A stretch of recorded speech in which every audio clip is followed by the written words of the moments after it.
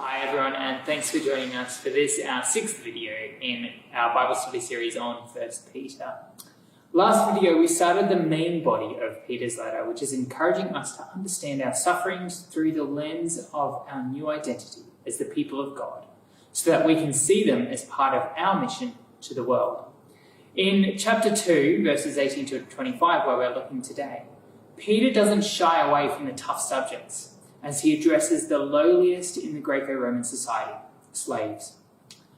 He wants them to see that their sufferings are an extension of Jesus' sufferings on the cross. Yes, Christ redeemed the whole world on the cross, but he is also redeeming your masters, Peter says, through the way that you respond to them. Let's begin with verses 18 to 20.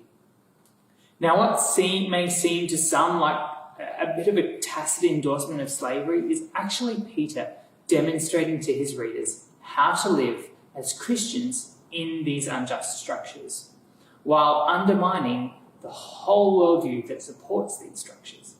So Peter is here subverting the moral code taught in Greek philosophy and culture. This code upheld an incredibly patriarchal society. So in a household, the patriarch would assume all authority, with the wife or wives taking the next rung and the slaves were at the absolute bottom. Everyone was expected to follow the patriarch's gods, and the patriarch was expected by the society around him to maintain order in his household. So Christianity in this world would come under intense scrutiny because Jesus was Lord and not the patriarch.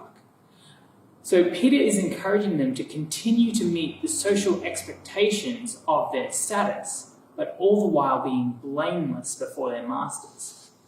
Dennis Edwards, an African-American theologian, he calls this minimizing the wrath of unjust structures.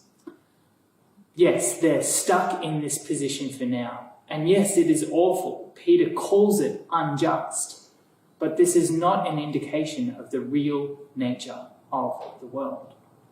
This is why Peter encourages them in verse 21. You are called by Jesus, who also suffered. Jesus, who died the death worthy of a slave, has dignified even the lowliest in society by becoming like them in his incarnation. So Peter's not trying to entice them to revolt. You see, their population of Christians at the time was so small that they would have been crushed outright. But he's trying to subvert the worldview that gave slaves and women, as we'll find out later, a lesser status. So even though society doesn't afford it to them, all of them have value because Jesus has called them. So when we're faced with unjust suffering, we are to emulate Jesus, who suffered on our behalf. This is Peter's argument. And this is the last section in this reading, and it quotes Isaiah 53 nearly exactly. Yet Peter does something interesting with the text. He modifies Isaiah's prophecy in order to make it read directly about Jesus suffering for those he is writing to. The point is that Jesus has redeemed us through his suffering on the cross, and so they should see their suffering as an extension of this event.